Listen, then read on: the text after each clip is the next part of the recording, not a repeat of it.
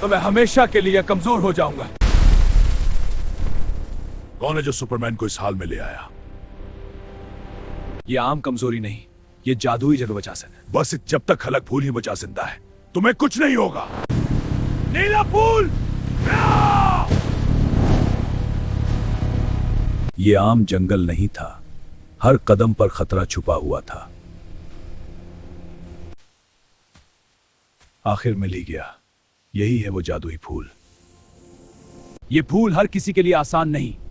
मैं हर किसी नहीं हूं, रास्ता छोड़ दो। दोस्तों, अगर आप चाहते हैं कि शिखू ये जंग जीत जाए तो अभी वीडियो को लाइक करें। मुझे रोकना आसान नहीं। सूरज गुरूब होने वाला है, वक्त खत्म होने के करीब। मैं वापस आ गया हूं। दोस्त का काम था। ये तो सिर्फ आगाज था, तो फिर अगली जंग के लिए तैयार रहो।